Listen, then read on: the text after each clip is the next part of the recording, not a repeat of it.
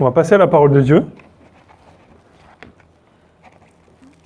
Je vous invite à ouvrir vos Bibles dans l'évangile de Luc au chapitre 10. Et on va voir le thème, quelle est notre priorité ? Luc chapitre 10, verset 38. Pendant qu'ils étaient en route, il entra dans un village. Et une femme du nom de Marthe le reçut dans sa maison.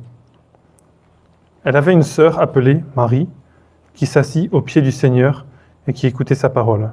Marthe était absorbée par les nombreux soucis du service. Elle survint et dit, « Seigneur, tu ne te mets pas en peine de ce que ma sœur me laisse pour servir. Dis-lui donc de m'aider. » Le Seigneur lui répondit, « Marthe, Marthe, tu t'inquiètes et tu t'agites pour beaucoup de choses. Or, une seule chose est nécessaire. Marie a choisi la bonne part, qui ne lui sera pas ôtée. » Je vous invite à prier. Merci Seigneur pour ce texte. Merci pour ta parole. Et il est certain qu'un grand nombre parmi nous connaissent déjà ce texte et le message de ce texte. Je te prie que tu puisses nous réformer encore, qu'on puisse te mettre en priorité, que chacun d'entre nous puissions recevoir le message de ce texte, qu'on puisse revenir à toi encore aujourd'hui. Au nom de Jésus. Amen. Vous est-il arrivé récemment de vous lever le matin, de partir au travail,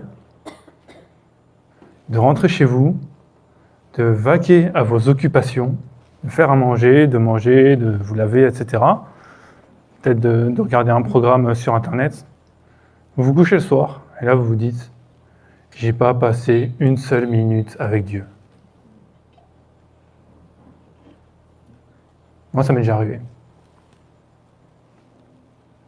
Est-ce que ça vous est arrivé récemment, cette semaine ? Et pendant le moment où vous dites « j'ai pas passé une seule minute avec Dieu », vous priez pour soulager votre conscience, ou pas. Les services de la vie quotidienne sont parfois nombreux, selon les responsabilités qu'on a. Entre le travail, les tâches ménagères, la vie de famille, un nouveau-né qui vient modifier le quotidien. Toute référence à une personne ici présente est tout à fait fortuite. Nos services à accomplir peuvent être comme une grande vague qui nous noie. Comment ne pas se noyer dans l'océan des occupations ? Et Jésus l'enseigne dans le texte que nous venons de lire. Servir et travailler en mettant Dieu en premier dans nos pensées, en toutes circonstances, est l'école de toute une vie. Le premier commandement est « Tu aimeras le Seigneur ton Dieu de tout ton cœur, de toute ton âme et de toute ta pensée. » Matthieu 22, verset 37. Et nous sommes appelés avant tout à aimer Dieu. Et c'est en l'aimant davantage que dans nos activités, il se glorifiera dans notre vie. Et mettre Dieu en premier, c'est lui accorder en primauté dans notre quotidien sa présence, sa grâce, sa gloire. Et cela concerne toutes les activités de notre vie. La vie de famille, le travail et même l'église. Parce que ça peut aller vite de servir dans l'église en mettant Dieu de côté. Ça m'est déjà arrivé. Et mettre Dieu en premier, c'est aussi accueillir et assumer avec fidélité les responsabilités qu'il nous confie. Personnellement, j'étais encore incapable, il y a 5 ans, d'assumer les responsabilités que j'ai aujourd'hui, la charge que j'ai aujourd'hui. Je pense que c'est le cas de certains d'entre vous, de beaucoup, ou il n'y a que moi, c'est aussi possible. Et humainement, en fait, notre manière de vivre le service dépend de nos capacités et de notre expérience. Mais ça, c'est vraiment sur le plan humain. Mais spirituellement, elle dépend de notre relation à Jésus. Alors, on pourrait objecter, oui, mais Aurélien, mais moi je ne suis pas Jésus et j'arrive à assumer des grosses charges.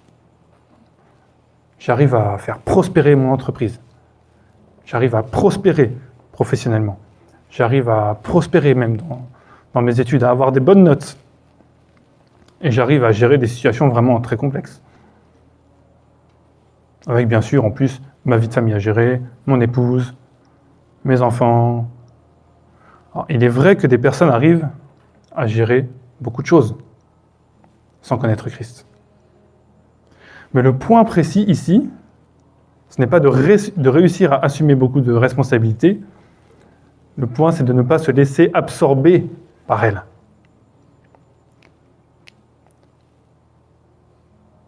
Nous sommes appelés à accomplir nos services. Et non pas au détriment de notre relation avec Jésus. Et notre énergie doit en priorité être concentrée sur l'enseignement de Jésus, sur l'écoute de l'enseignement de Jésus. Et ensuite, sur le reste, et non l'inverse. Le premier commandement, comme nous l'avons vu, est d'aimer Dieu, le mettre en priorité dans toute notre vie. Parce qu'en mettant nos activités en priorité, donc avant Dieu, nos activités deviennent une idole. Et sans Dieu, nos services deviennent infructueux.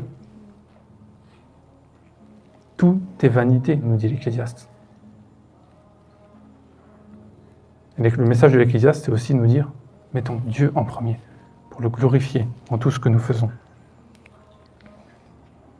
Notre service porte du fruit spirituel uniquement en vertu de ce que Dieu permet d'offrir comme fruit, et non pas en nos capacités humaines, qu'elles soient de la vigueur de la jeunesse ou de la sagesse de la vieillesse. Ce n'est ni la force, ni par la force, ni la sagesse qui produisent du fruit, mais uniquement l'action de Dieu. Sans Dieu, l'homme pécheur ne peut rien produire d'autre que du péché. Je répète. Donc, je disais, sans Dieu, l'homme pécheur ne peut produire rien d'autre que du péché. Et le Dieu saint ne peut produire rien d'autre que des œuvres saintes.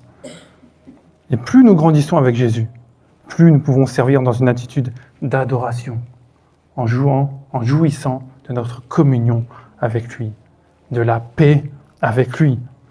Zacharie chapitre 4 verset 6 dit « Ce n'est ni par la puissance, ni par la force, mais c'est par ton esprit, par mon esprit, dit l'Éternel, pardon. » Et c'est le Saint-Esprit, l'esprit d'adoration, de sainteté et de gloire qui doit être le moteur de l'amour pour Dieu dans tout ce que nous faisons.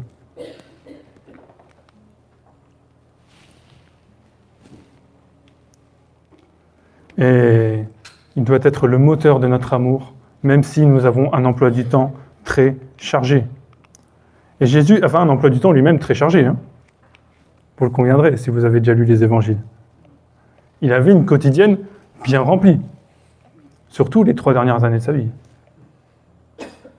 Et comme souvent, il était en chemin avec ses disciples à ce moment-là. Il était très pris par les trajets à pied, les sollicitations des foules et surtout les enseignements à offrir. Et Jésus n'était pas un enseignant qui enseignait de 8h à 17h, du lundi au vendredi avec le mercredi après-midi un peu plus libre, on va dire. Mais en fait, chaque fait et geste de sa vie quotidienne était un enseignement. Il est Dieu fait chair, il est l'enseignant fait chair. Il enseignait en toutes circonstances. Et chaque fait et geste de la vie courante était pour lui une occasion d'enseigner les vérités de la parole de Dieu. Petite question pour nous. Est-ce que nous aussi, nous profitons des activités du quotidien pour partager l'évangile à notre entourage ? Alors, nous ne sommes pas tous appelés à enseigner avec un grand E, certes, mais nous sommes tous appelés à partager l'évangile, à saisir des occasions dans la vie quotidienne pour le faire. Concernant le texte, nous ne savons pas précisément à quel moment l'anecdote de Marthe et Marie, l'épisode de Marthe et Marie se déroule. En effet, beaucoup de commentateurs pensent que cette péricope n'est pas la suite chronologique de ce qui précède. Bon, ça c'est pas dérangeant, hein, c'est dans la pensée du 1er siècle, on n'est pas forcément très attaché à la chronologie comme on l'est dans la culture occidentale moderne. Mais étant donné que cette péricope se trouve entre les chapitres 9, verset 51 et 19, verset 27, cette anecdote se passe dans la dernière phase du ministère de Jésus, lors de son déplacement final vers Jérusalem. Et sa priorité durant cette dernière étape de son ministère, c'était d'enseigner ses disciples. notamment Marthe et Marie. Et Jésus était absorbé par Dieu. Il était absorbé par Dieu. Et vivre la volonté de son Père était sa priorité absolue.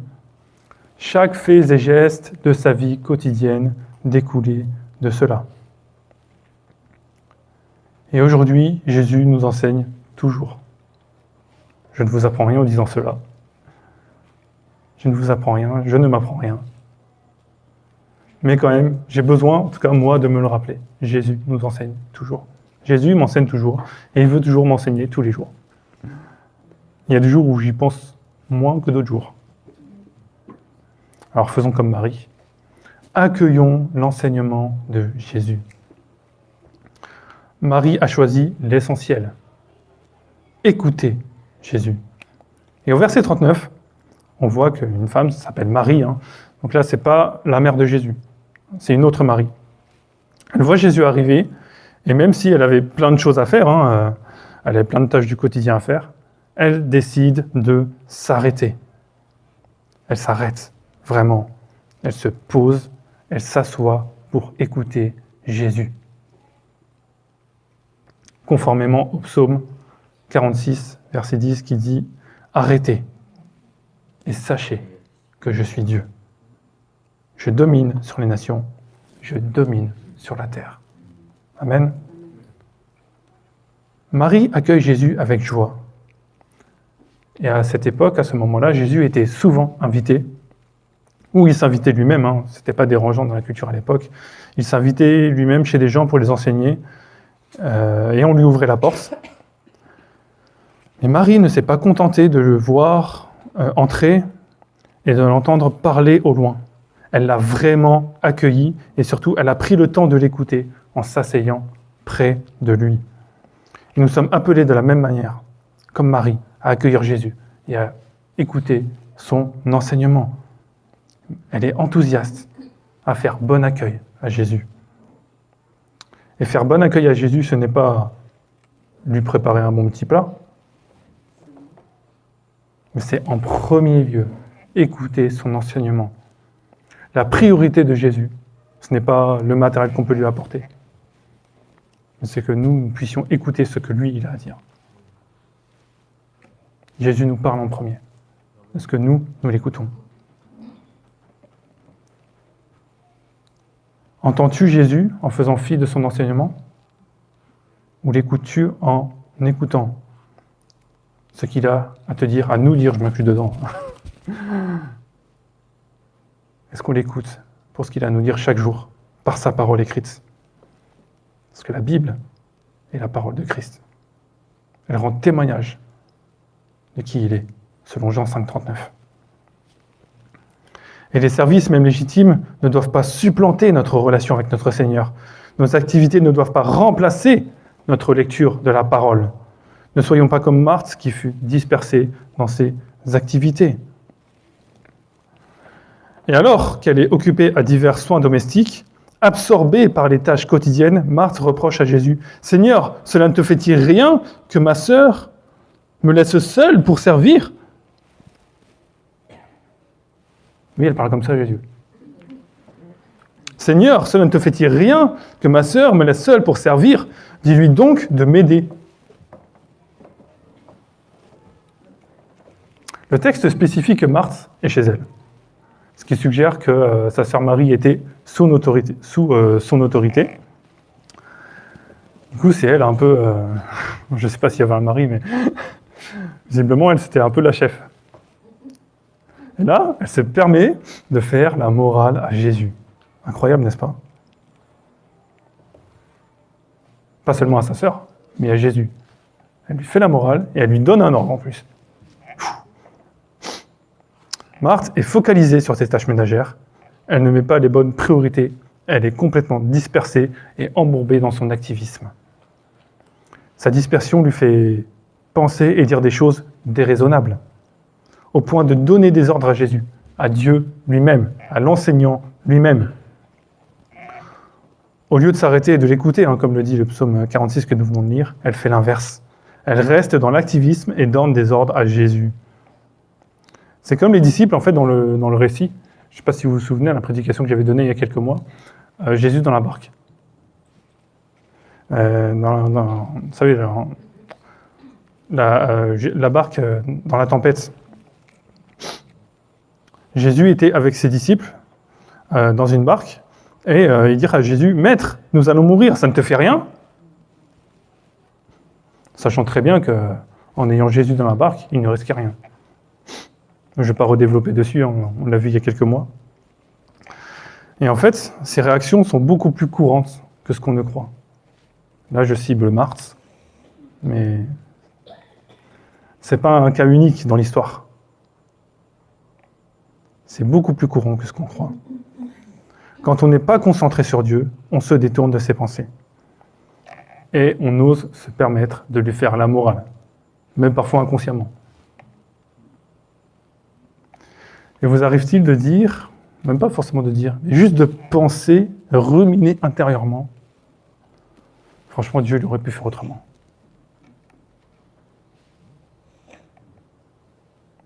Des fois, on le pense, mais on n'ose pas le dire à voix haute. Heureusement, j'ai envie de dire. Mais est-ce que ça vous est déjà arrivé de vous dire ça? Moi, oui. Je vous le confesse. Et c'est ce que fait Marthe ici. Parce qu'elle est outrée que Jésus enseigne Marie, alors qu'il y a une grande quantité de choses à faire à la maison. Et ce texte nous montre que lorsque nous mettons nos activités en premier, si nous délaissons le temps de recueillement personnel dans la parole de Dieu, eh bien nous disons à Dieu que nos activités sont prioritaires à lui. Prioritaires à ce qu'il veut nous enseigner. Est-ce que nous mettons Jésus en priorité, en premier, dans notre programme de la journée? Certains sont attachés à faire leur temps de recueillement personnel dès le matin, dès le réveil. Bon, c'est pas la loi des maîtres et des Perses, hein, mais j'aime beaucoup ça, le fait de se mettre devant Dieu en commençant la journée. On peut le faire à la fin de la journée, bien sûr. Mais moi, je le fais à la fin de la journée, des fois. Mais vraiment le mettre en priorité. De concentrer nos pensées sur lui. On doit le mettre en premier. Toutes nos activités quotidiennes, en réalité, ne sont que peu de choses. Jésus est le plus important. Et bien que Marthe ait eu des propos absolument inappropriés envers Jésus, vous le concéderez, Jésus lui a répondu comment? Et là, ça nous montre le caractère de Jésus. Il lui répond avec délicatesse, avec douceur. Et juste sa manière de lui répondre, moi, ça m'a repris cette semaine. Waouh, j'ai encore besoin de grandir dans la douceur de Jésus, dans sa délicatesse, dans la patience qu'il a. Et Jésus lui répond, « Marthe, Marthe, tu t'inquiètes et tu t'agites pour beaucoup de choses. Or, une seule chose est nécessaire. Marie a choisi la bonne part, qui ne lui sera pas ôtée. » Et en faisant plein de choses, Marthe, elle croit bien faire. Elle fait la vaisselle, prépare à manger, lave les serviettes, fait le ménage. Elle fait tout pour bien accueillir, entre guillemets, Jésus.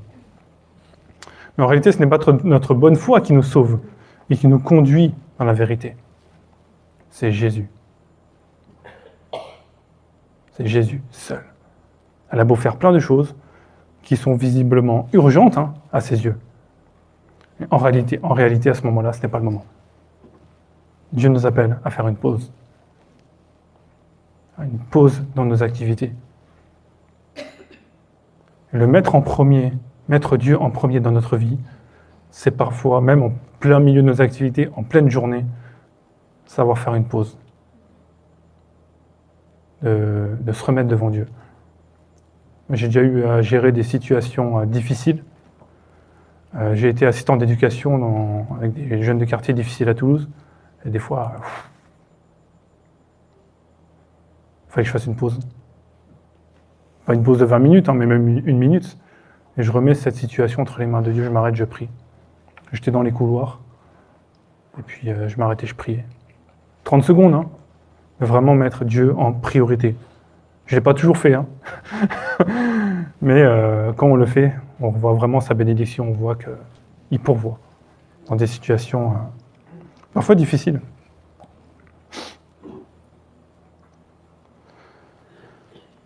Et parfois, c'est le moment d'arrêter et d'écouter Jésus. Et en fait, si nous ne faisons pas cela, nous servirons avec aigreur et avec amertume, comme Marthe l'a fait. Servir sans écouter Jésus, c'est rater la cible de ce pourquoi nous servons. Le cœur du service, le cœur de nos activités à la maison, à l'église, au travail, etc., se fait dans la relation avec Jésus. Jésus donne une autre saveur à nos activités. On ne fait plus les choses parce qu'on est obligé de les faire. On les fait par amour de Dieu. Pour le servir lui en premier. Pour servir notre prochain. Pour être au service, en ce qui me concerne, de mes enfants en bas âge. Des fois, j'ai beaucoup de machines à faire à la maison. Des fois, il faut nettoyer quand les enfants ont bien sali. Plusieurs fois. Si je n'ai pas la pensée de Jésus en premier, je peux perdre patience.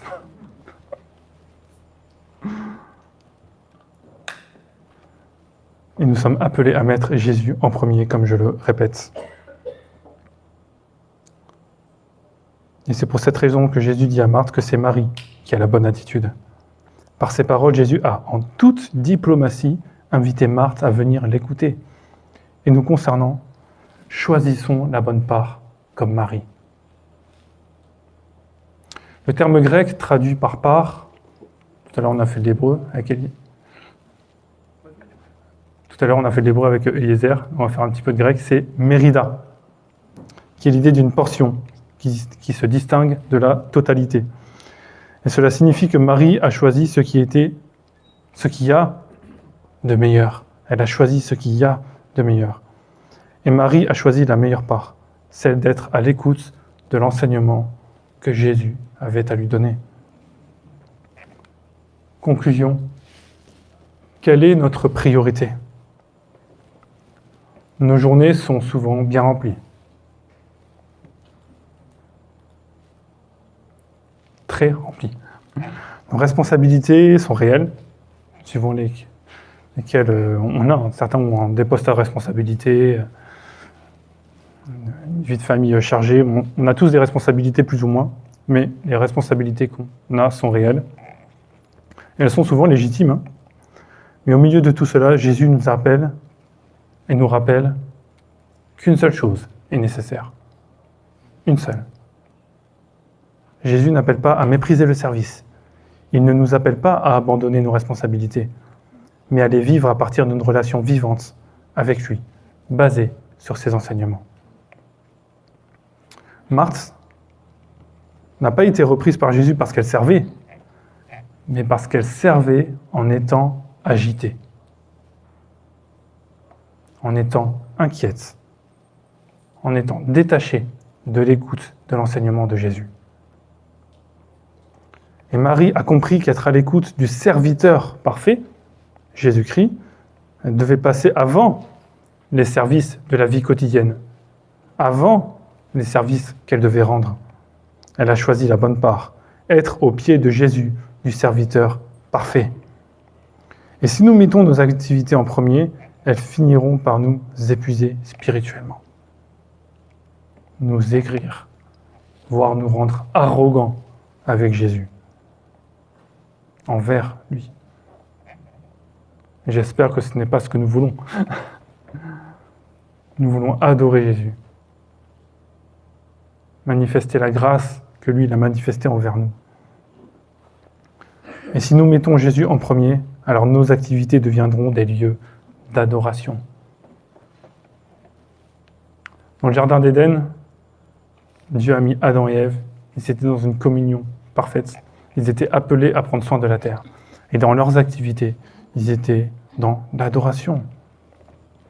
Et notre travail, notre famille, nos engagements ne seront plus que des vagues qui viennent nous submerger, mais des occasions de servir dans la paix et la dépendance du Saint-Esprit. Je répète ce verset de Zacharie, ce n'est ni par la puissance, ni par la force, mais par mon esprit, dit l'Éternel. Choisir la bonne part, ce n'est pas choisir l'inaction. c'est choisir la communion avec Christ avant l'action. C'est choisir l'écoute avant l'agitation. C'est choisir Christ avant toute chose. C'est en premier lieu agir avec Christ. Alors même avec un emploi du temps chargé, prenons le temps de nous asseoir aux pieds de Jésus, de son enseignement, de l'écouter, d'avoir une attitude révérentielle envers lui. Et ce que nous recevons de lui ne nous sera jamais ôté. Et quand nous servons à contre-cœur, ce qui peut arriver, c'est peut-être mieux de ralentir. Ça se dit pas, ça, dans une société hyperactiviste. Je sais que dire ça, ça va à contre-courant de l'époque postmoderne.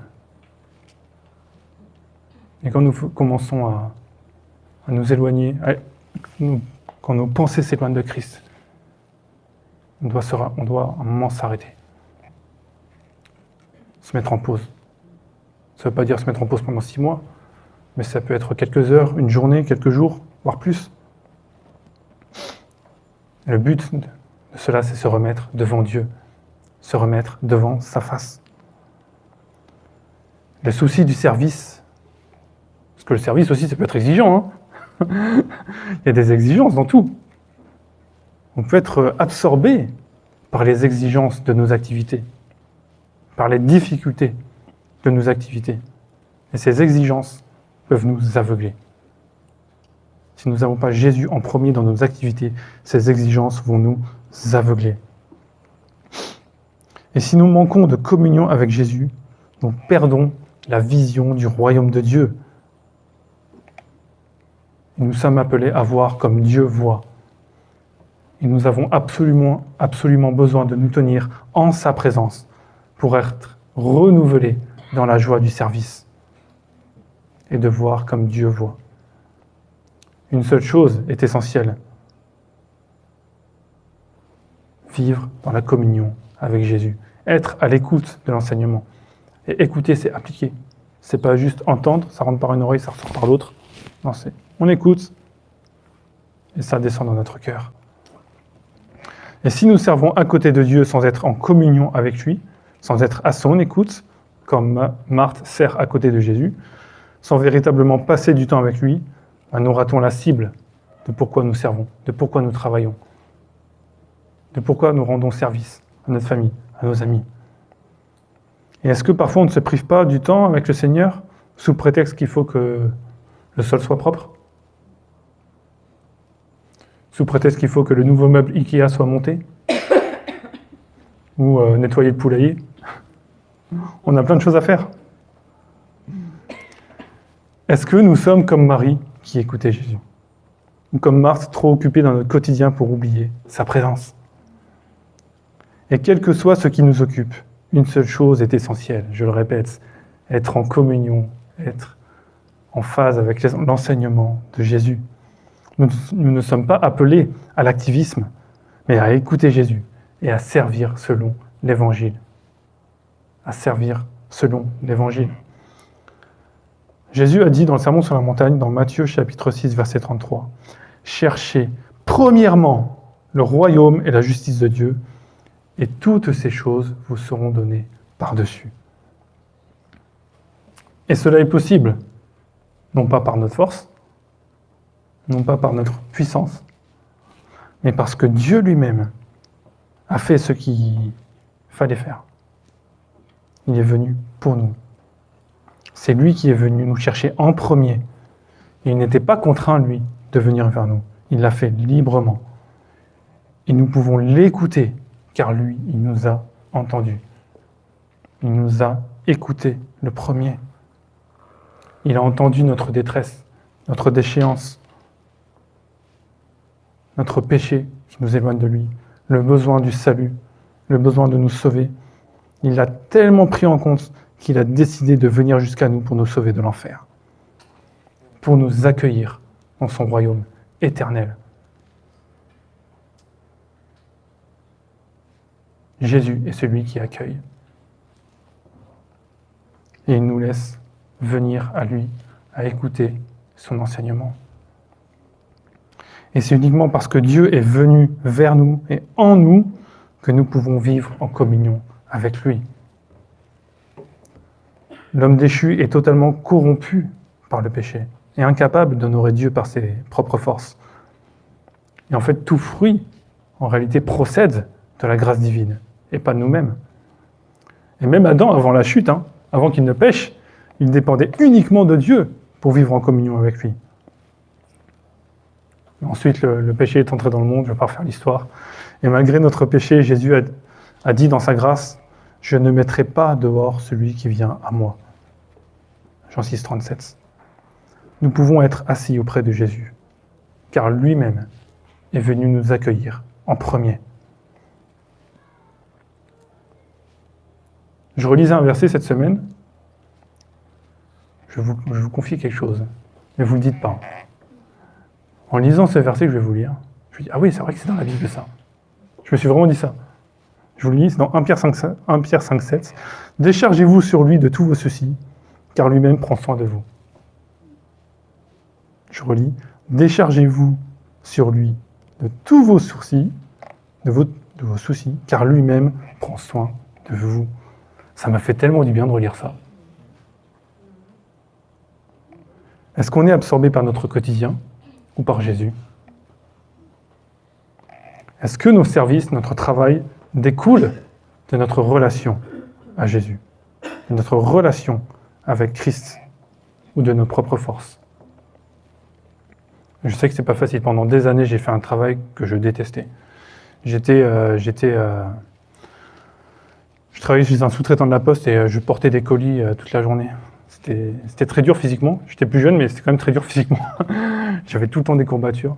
Et je sais que des fois, même dans ce genre de travail, c'est difficile de mettre Dieu en premier. Et en fait, je me suis converti dans la période où je travaillais dans cette entreprise. Et vous savez, quand il y a des colis qui sont cassés, on les jette. On les balance. Mais tout le monde fait ça, même les responsables. Mais en réalité, ce qu'on doit faire, c'est quoi? C'est les ramener pour qu'ils soient réparés. Et même s'il n'y a plus rien dedans, ce qui peut arriver, on va quand même ramener le carton, au moins déclarer qu'il soit pas envoyable. Et quand je me suis converti, je devais mettre Dieu en premier dans ma vie et dans mon travail. Donc là, j'ai commencé à ramener à chaque fois tous les colis cassés. On m'a accusé de vol, évidemment, sinon ce serait pas drôle. On m'a accusé d'ouvrir les colis parce que j'étais celui qui en ramenait le plus finalement. Mais voilà, on est appelé à mettre Dieu en premier dans notre quotidien. À mettre Jésus en premier. À l'aimer lui d'abord et à aimer notre prochain, comme nous-mêmes. Parce qu'en fait, en venant ramener les colis pour qu'ils soient réparés, c'est un acte d'amour envers la personne qui allait recevoir ce colis. Ah oui. Est-ce que nos activités découlent de notre communion avec Christ? Et passer du temps avec Jésus doit être notre priorité. Je termine sur un verset. C'est dans le psaume 27, verset 4, ça servira aussi de bénédiction finale. Je demande à l'Éternel une chose que je désire ardemment. Je voudrais habiter toute ma vie dans la maison de l'Éternel pour contempler la magnificence de l'Éternel et pour admirer son temple. Je veux vivre toute ma vie dans la maison de l'Éternel pour contempler sa magnificence. Et comme on le voit dans l'Épître aux Hébreux, les jeudis et les vendredis, le voile a été déchiré et nous sommes maintenant dans la présence de Dieu. Nous sommes dans le temple céleste et on peut vivre en communion avec lui à chaque seconde de notre vie. Il n'y a plus besoin d'aller à un lieu pour le faire. Il n'y a plus besoin d'aller à Jérusalem. Mais nous pouvons vivre sa présence chez nous, ici, comme nous sommes réunis. Ensemble, il est au milieu de nous. Et je vous invite à prier, à courber vos fronts. Merci Seigneur pour ta grâce. Merci parce que tu es venu nous enseigner. Merci parce que c'est toi qui es venu ouvrir nos cœurs. Moi-même, je n'étais pas disposé à écouter ton enseignement. Mais un jour, tu es venu ouvrir mon cœur et tu m'as donné de me repentir. C'est toi qui donnes la repentance, qui fait grâce de pouvoir vivre dans l'immensité de ton amour, en communion avec toi.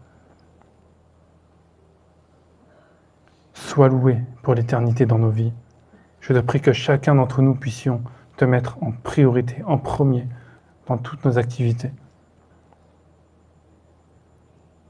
Quels que soient nos horaires de travail, même si on a des horaires de travail en décalé, je te prie qu'on puisse te mettre en priorité, qu'on puisse passer du temps dans ta parole. Je te prie que tu puisses renouveler notre amour de ta parole, de la communion avec toi par ton Esprit Saint. Merci pour ton amour, pour ta grâce. Merci parce que tes bontés se renouvellent chaque matin. Elles se renouvellent ce matin. Elles se renouvellent, pas juste pour la matinée, mais pour toute la journée. Et je te bénis pour qui tu es, pour ton saint nom. Que ton saint nom soit encore révélé dans nos cœurs, révélé dans notre Église. Et que chacun d'entre nous puissions vivre la plénitude de ta présence. Alléluia, Seigneur. Merci. Amen.